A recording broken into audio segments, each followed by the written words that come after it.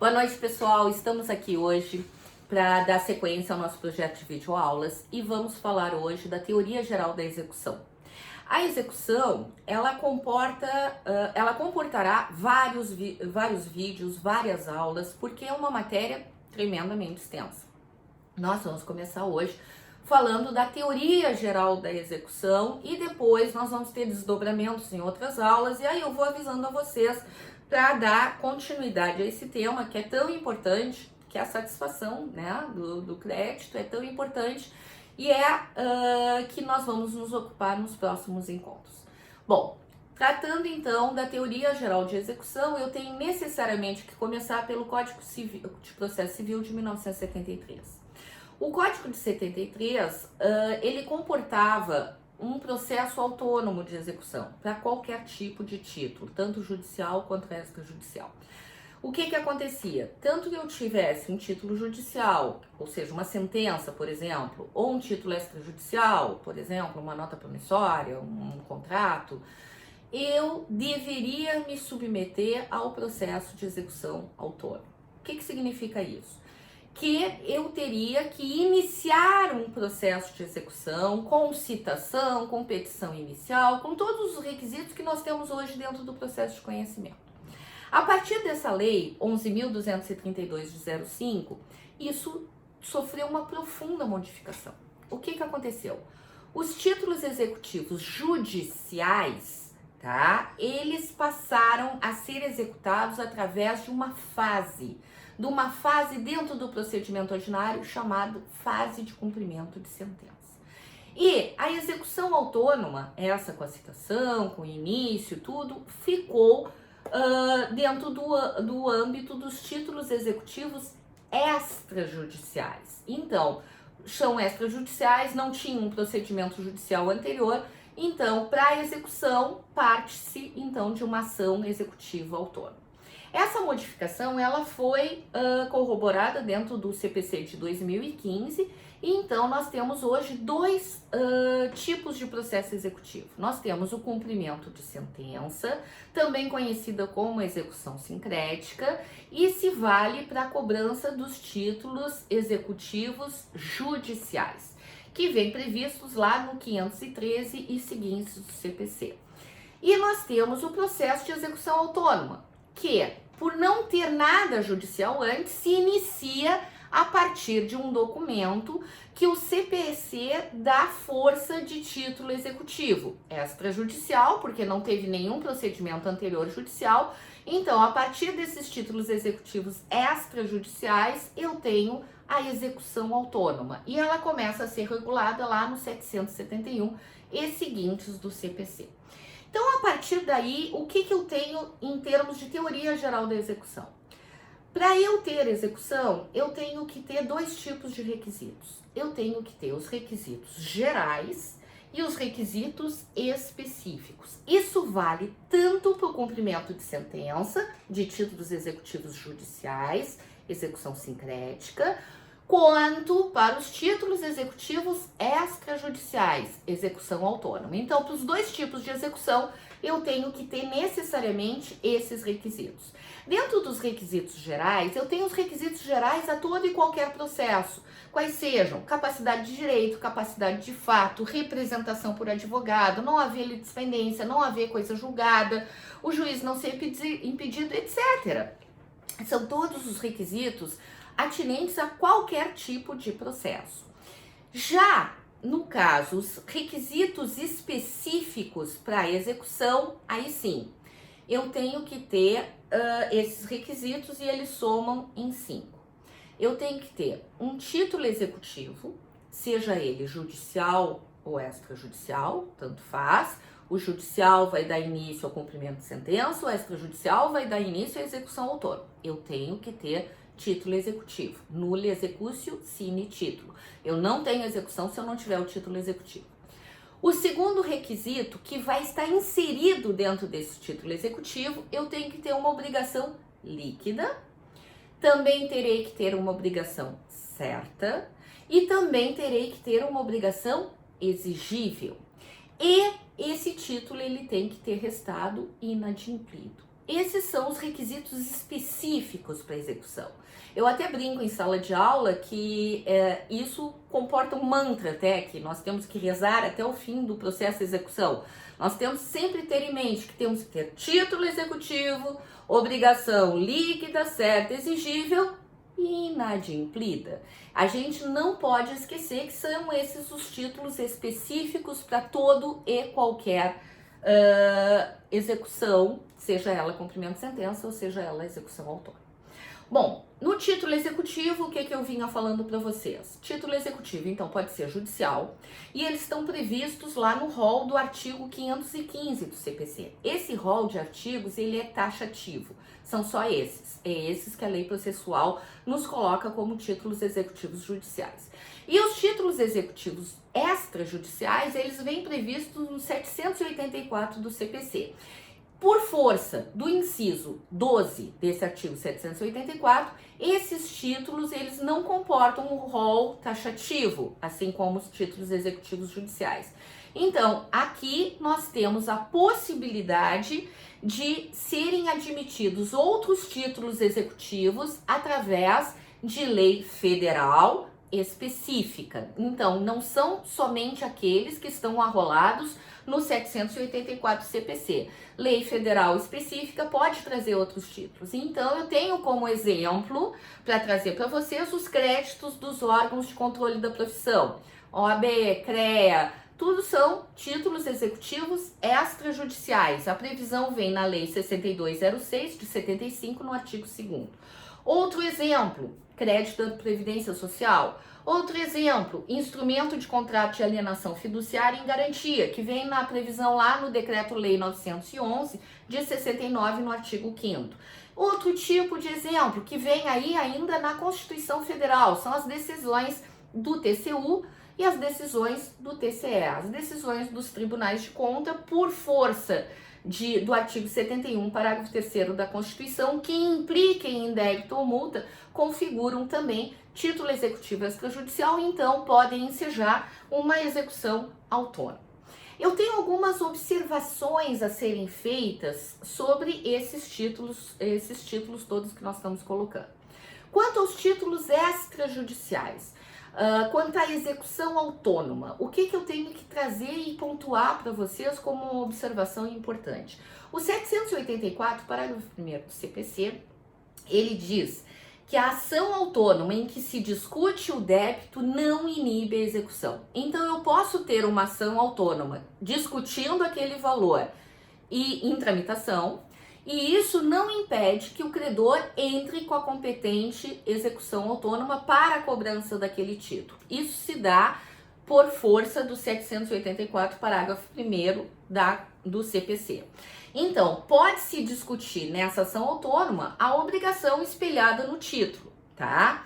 Essa obrigação, ela também pode ser discutida por via da ação de embargos à execução, que é a defesa que nós temos dentro do processo de execução autônoma. Aí, no caso, a ação autônoma, essa para discussão do título, ela pode ser manejada, ela pode ser ajuizada mesmo após o prazo dos embargos. Imagina assim, eu entrei com uma execução contra vocês perderam o prazo para embargá-la. Bom, vocês podem ajuizar uma execução autônoma para discussão desse título. Uma coisa não é impeditivo da outra. Agora, ao contrário, se tiverem sido opostos os embargos à execução dentro do tempo cabível, que depois nas outras videoaulas nós vamos discutir essa questão de prazo, se tiverem sido opostos embargos, não poderá configurar essa ação autônoma litispendência. Então, ainda que haja embargos, eu posso entrar com uma ação autônoma para discussão desse título executivo. Um segundo ponto, ele vem ressaltado no 784, parágrafo 2º do CPC, e traz lá que o título executivo extrajudicial estrangeiro independe de prévia homologação pelo STJ. Por que faço essa ressalva aqui? Porque se vocês forem olhar os títulos judiciais, vocês vão ver lá que a sentença estrangeira e a decisão interlocutória estrangeira, elas têm que passar por um procedimento dentro do STJ para valerem como títulos executivos judiciais. Esse parágrafo aqui ressalta que se o título executivo for extrajudicial, então não temos nenhuma implicação jurídica antes de processo, de procedimento, se o título for extrajudicial, ele não precisa passar pela homologação do STJ para ser executado aqui no Brasil. O que é necessário para executar esse título? Bom, que ele tenha dois requisitos, que ele tenha seguido a lei do seu país, né, da celebração, e que indique o Brasil como lugar de cumprimento. São os dois requisitos necessários para essa execução autônoma desse título extrajudicial, sem a homologação do STJ, porque não há necessidade. E deve também ter uma tradução juramentada quando não estiver no vernáculo, né, em língua portuguesa. E o 785 do CPC, ele também traz uma situação que é, às vezes, um pouco estranha até, né? Porque o fato da parte possuir um título executivo extrajudicial não impede que essa parte lance mão de um processo de conhecimento para que se torne, para que faça um título executivo judicial sobre a mesma matéria. Então, não existe nenhuma previsão legal que proíba isso. Nós temos o princípio da inafastabilidade da jurisdição. Então, se a parte se sente mais segura de propor ação e obter um título executivo judicial ao fim e ao cabo dessa ação, ainda que ela tenha um extrajudicial, isso não implica em falta de interesse de agir. Ela pode perfeitamente entrar com essa ação e obter, então, o seu título executivo extrajudicial. Ainda em termos de execução e falando de título executivo, quanto aos títulos executivos judiciais, a gente já sabe que o processo vai ser uma fase do procedimento ordinário que vai se chamar cumprimento de sentença. Bom, nesse caso, nós temos os títulos todos arrolados no rol taxativo lá no 515 do CPC. A grande curiosidade do cumprimento de sentença em relação à execução autônoma é o seguinte: no cumprimento de sentença, basta a intimação da parte para cumprir aquela obrigação que está espelhada no título, intimação. Na execução autônoma, como nós não temos nenhum processo anterior, então essa parte tem que ser chamada para cumprir essa obrigação através de uma citação. Essa é a grande diferença. Cumprimento de sentença nós temos intimação e na execução autônoma nós temos citação. Mas existe uma exceção colocada lá no parágrafo 1º do 515, que nós temos 4 títulos executivos judiciais que não tiveram um procedimento ordinário dentro do processo civil, dentro da jurisdição civil. Então são eles: sentença penal condenatória, a sentença arbitral, a sentença estrangeira e a decisão interlocutória estrangeira. No caso desses 4 títulos, que são considerados títulos executivos judiciais por força do 515, incisos 6 a 10, nesse caso a parte vai ter que ser citada e não intimada. Então presta atenção que isso é uma questão que pode até confundir, até no momento de prova de OAB e de concurso. Um outro ponto que é trazido aí só pela doutrina, tá? E pela jurisprudência, porque não consta na lei, não consta no rol do parágrafo 1º do 515, é a hipótese do inciso 3º do 515, que fala da autocomposição extrajudicial. Se todos os envolvidos não figurarem como litisconsortes originários, os faltantes deverão ser citados e não intimados, porque eles não figuraram no processo original. Então, eles vão ter que receber citação e não intimação. Mas isso é uma questão da doutrina, é uma questão da jurisprudência e não vem expresso na lei. Voltando a falar do título executivo, agora tanto faz judicial quanto extrajudicial. O título executivo é, por lei, considerado um requisito indispensável à execução. Eu já tinha falado para você o brocardo latino, que diz nulo executio sine título. Eu não tenho execução se eu não tiver um título executivo. Ele é considerado o ato-chave que permite o desencadeamento da sanção estatal no caso de inadimplemento. Lembra do requisito do inadimplemento? O título tem que estar inadimplido para eu poder entrar com uma execução, porque se ele está no prazo do cumprimento, então eu não tenho o requisito, que é o inadimplemento, para poder ingressar com o processo executivo. Na execução, o juiz ele não vai examinar as provas para formar convicção. Nós temos que pensar o seguinte: o processo executivo ele é satisfativo. Então nós já temos um título executivo, judicial ou extrajudicial, líquido, certo, exigível e inadimplido. Tem que cumprir. Literalmente isso. A primeira ideia é que esse título ele goza de uma presunção de certeza, de legitimidade, de liquidez e tem que ser cumprido. O processo de execução é para satisfação desse título executivo que foi inadimplido, né? Então, no caso, esse título e somente nele vai ter todos esses requisitos, aquilo que eu falei para vocês. A obrigação líquida, certa e exigível, ela tem que estar contida dentro do título. E o inadimplemento é um fato que vai ocasionar, então, o débito desse título e ensejar a possibilidade de execução. Somente a lei pode criar os títulos executivos, tá? Então, a lei federal, ela pode criar, ela tanto faz o CPC ou lei especial, que a gente já falou isso sobre os títulos executivos extrajudiciais, os judiciais somente aqueles. Bom, a sanção executiva do título, o que o título ocasiona, esse título inadimplido? Ela é conferida apenas pela lei e ela possibilita que o Estado invada a esfera do devedor, do patrimônio desse devedor, para que ele venha a cobrar para o credor aquela obrigação que ele tinha se obrigado e ele não cumpriu, né? Então ele pode, inclusive, fazer penhora nas contas bancárias, ele pode penhorar objetos, ou veículos ou imóveis do devedor, levar a leilão. Tem uma série de formas de expropriação que nós vamos ver nos próximos encontros, né? Agora, o título, ele existe sem estar condicionado à existência efetiva do crédito. Como assim? Aquilo que eu falei para vocês, tem uma presunção, essa presunção é juris tantum, quer dizer, até a prova em contrário. Até a prova em contrário, aquele título contempla um crédito. Isso pode ser derrubado? Sim, pode ser derrubado pela outra parte no momento que vai opor os embargos, a execução autônoma, ou a impugnação ou cumprimento de sentença, que são as maneiras de defesa, né? Os atos de constrição inicial, eles independem da existência desse crédito, né? Porque o que eu considero o título? Eu considero o título de forma abstrata.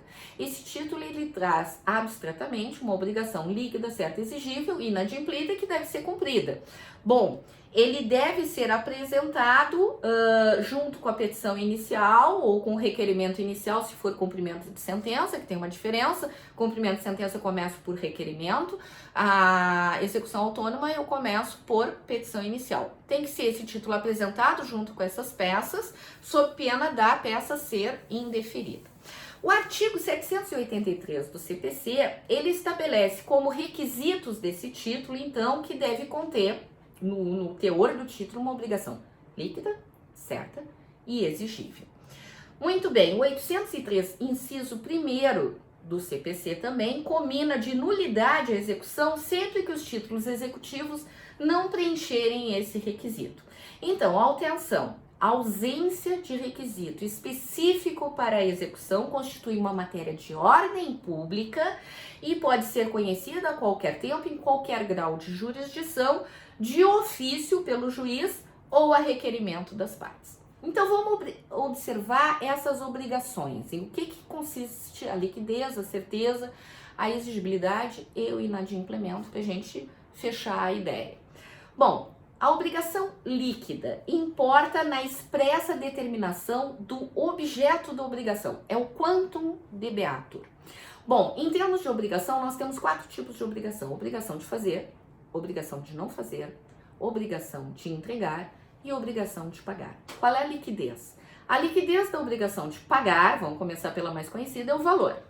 A obrigação de fazer, a liquidez está contida na ação que se espera que o devedor faça, né? Na prestação. A obrigação de entregar no objeto que deve ser entregue, essa é a liquidez, e na de não fazer é justamente a abstenção, aquilo que aquela pessoa se obriga a não fazer. Bom, não comprometem a liquidez do título, se eu for falar em obrigações de pagar que envolvam quantia, não compromete a liquidez do título meros cálculos aritméticos. O que é isso? Pode ser que saia lá uma sentença dizendo que deve pagar X e sobre esse X deve incidir juros de tantos por cento, correção monetária de tantos por cento a partir de tal data. Isso são meros cálculos aritméticos. Esse título é perfeitamente líquido. Esses meros cálculos de contador, eles não comprometem a liquidez do título. O título é considerado líquido, só tem que fazer os cálculos para se chegar ao quantum debeatur devido e certo, tá? Então, o título deve permitir, independentemente de prova de outros fatos, a exata definição do que é devido. O título executivo extrajudicial, cuidado aqui, o título executivo extrajudicial sempre deverá ser líquido. Não existe hipótese de eu entrar com uma execução autônoma, então um título extrajudicial, e ter que discutir a liquidez e liquidar aquele valor e chegar à conclusão de quanto que é devido. Não. Eu tenho que iniciar essa execução autônoma já com título líquido. Eu tenho que ter clareza no momento que eu inicio, que eu proponho a petição inicial, o quantum debeatur que consta dentro daquele título que eu estou ingressando para execução autônoma. Muito bem, já o título executivo judicial, não. O título executivo judicial, ele pode ser perfeitamente ilíquido. Por quê? Porque nós temos no processo judicial uma fase chamada liquidação de sentença. Quando o título sai ilíquido, então se condena, por exemplo, teve um acidente de trânsito, tá? E aí eu condeno o culpado pelo acidente ao pagamento de uma indenização para o fulano em X reais e da totalidade do tratamento médico que ele venha a ter em função desse acidente. Eu sei o resto desse tratamento? Não.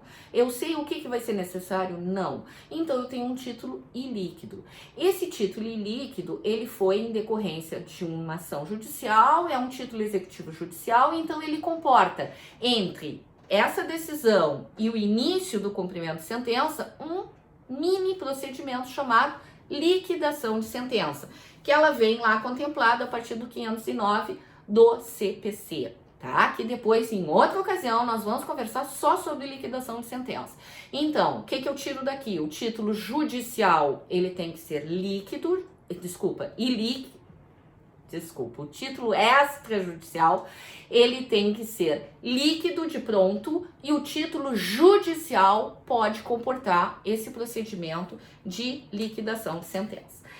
A execução do título, ela pode ser embasada, a execução pode ser embasada em um título executivo extrajudicial pago parcialmente. O que significa isso?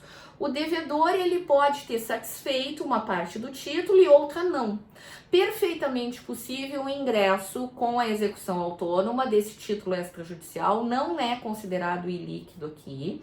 E aí, por quê? Porque são meros cálculos aritméticos. Vai ser descontada a parte que foi paga e vai se continuar a execução sobre a parte que falta pagar. Nesse sentido, nós temos o recurso especial número 29.661-8, que diz o seguinte, vou me permitir ler. Não perde a liquidez a dívida cuja definição depende de cálculos aritméticos para excluir as parcelas pagas ou incluir verbas acessórias previstas na lei ou no contrato. Bom, isso é liquidez. Obrigação certa. O que seria a obrigação certa? É a existência da prestação que se quer ver realizada. Então, envolve dois pontos. A natureza da obrigação. Então, o que é isso? O objeto é uma obrigação de fazer, não fazer, entregar ou pagar. Só tem esses quatro, tá? E num segundo ponto, a certeza envolve os sujeitos. Quem é o credor e quem é o devedor daquele título executivo. Se trata aqui de uma certeza relativa, aquilo que a gente conversou, é juris tantum, permite prova em contrário. Aqui a certeza é apenas abstrata. Não é preciso que a obrigação contida no título efetivamente exista e não possa ser contestada. É aquela questão da presunção juris tantum. Eu posso contestar essa obrigação e daqui a pouco chegar à conclusão que o título não obriga aquela pessoa, que aquele não é o credor, que aquele não é o devedor, que não é aquela obrigação que está sendo postulada, porque o título ele comporta obrigações abstratas, tá? É necessário que a obrigação exista em abstrato, basta isso para eu poder ingressar com a execução. Na obrigação exigível, nós temos então a questão da exigibilidade. A exigibilidade, a prestação, ela só pode ser exigida se ocorrerem condições que darão eficácia à pretensão. Um detalhe. Trata-se de um elemento extraprocessual e sem ele não se tem o que fazer se cumprir. Esse elemento da exigibilidade, ele comporta o vencimento de um termo, ou seja, o prazo tal para realizar não realizou, está com exigibilidade. O prazo, a condição tal para realizar não realizou, ela é exigível até esse prazo ou até o implemento dessa condição. Essa é a exigibilidade do título. Então, nesse caso, o artigo 514 do CPC tece maiores considerações. O que é o termo? O termo, então, é um prazo, é uma data, tá? É um fato natural realizado em qualquer título. Chegou aquele dia, está com a exigibilidade. Ele é exigível naquele dia não cumprindo. Aí vamos falar de inadimplemento daqui a pouco. Mas ele é exigível naquele dia.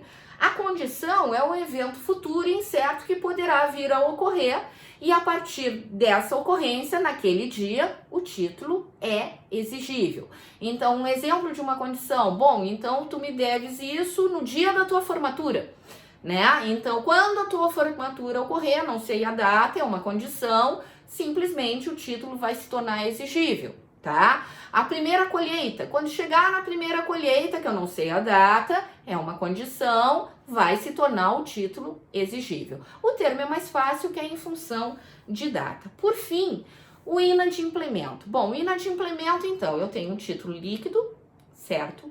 Exigível, e simplesmente ele ficou inadimplido. Ou seja, chegou aquele termo, chegou aquela condição, e a parte não cumpriu com o seu dever, não cumpriu a obrigação que estava obrigado através do título executivo. Bom, esse inadimplemento, ele configura a violação da norma que implica na sanção. Qual é a sanção? Processo de execução, a fase de cumprimento de sentença, se for título judicial, extrajudicial. O inadimplemento é pura e simplesmente a não satisfação do que é devido, do que foi colocado dentro do título executivo, né?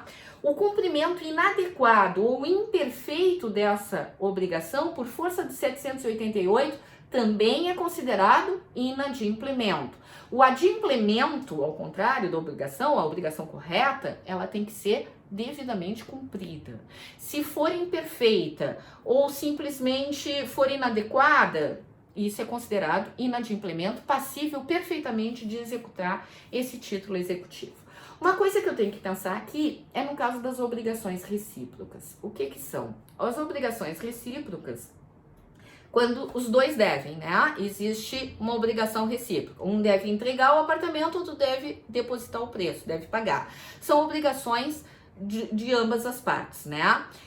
Eu só posso exigir a minha obrigação que a outra parte tem para comigo, se eu cumprir a minha parte. Então, eu só posso exigir do outro se eu cumprir a minha parte. Essa é a obrigação recíproca, tá? Então, vamos dizer que o exequente, quando ele entra com essa execução que comporta obrigações recíprocas, se refere a obrigações recíprocas, ele tem que fazer prova do cumprimento da sua obrigação para poder cumprir, para poder exigir o cumprimento da do outro. Então, como eu posso fazer se daqui a pouco a parte não aceitou, por exemplo, que eu cumprisse a minha obrigação, eu tinha que entregar e ele se recusa? Eu posso depositar em juízo. eu posso depositar em juízo e a partir desse depósito em juízo, pronto, eu já tenho o inadimplemento da outra parte firmado, o adimplemento da minha parte, eu posso perfeitamente procurar o processo de execução. Esse inadimplemento, ele pode ser de duas formas e eu já estou me encaminhando para o final. Esse inadimplemento, ele pode ser absoluto ou relativo. O absoluto, o inadimplemento absoluto, a obrigação se torna inviável, não tem mais como fazer. Simplesmente, eu tinha que entregar o carro e o carro explodiu, pegou fogo, não tenho como cumprir. Eu tinha que fazer, fazer o quadro e simplesmente não vou fazer, não vou cumprir, não decidi não cumprir, morreu, fugiu, sei lá, não tem como cumprir. As obrigações cujo inadimplemento é absoluto, então elas se tornam inviáveis, até mesmo na de fazer, eu não posso obrigar ninguém a fazer, então se torna inviável, tá? No inadimplemento absoluto, simplesmente a solução se dá através do pagamento de perdas e danos, né? A indenização por perdas e danos. Nesse caso, se refere apenas às obrigações de fazer, não fazer e entregar, nunca de pagar. Pagar não comporta inadimplemento absoluto, somente inadimplemento relativo. Então vamos para o inadimplemento relativo. O inadimplemento relativo é a mora, é a demora.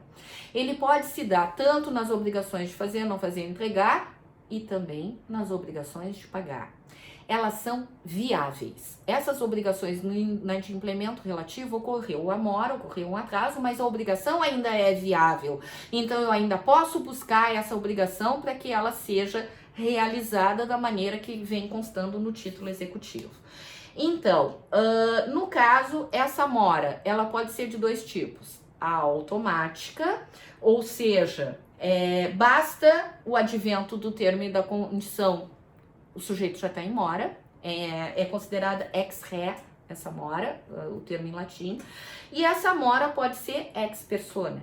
Então, ela precisa, para se consagrar, para se configurar essa mora, ela precisa da intimação da parte, então não basta chegar o dia, a parte tem que ser intimada para ser constituída em mora, então precisa da interpelação do devedor. Pessoal, então essa é a execução, o início da execução, teoria geral da execução, e é isso que nós tínhamos para o momento. Agradeço sempre a presença de vocês, sempre o companheirismo, obrigada pelos comentários, alguma dúvida deixa aqui embaixo, ou alguma sugestão. Agora nós temos uma página também no Facebook que vai nos trazer maior interação, então eu estou muito feliz com a presença de todos vocês. Vou fazer outras aulas de execução, como eu disse para vocês, a matéria é muito extensa e era o que eu tinha para falar hoje com vocês. Muito obrigada pela atenção, um beijo no coração de todos.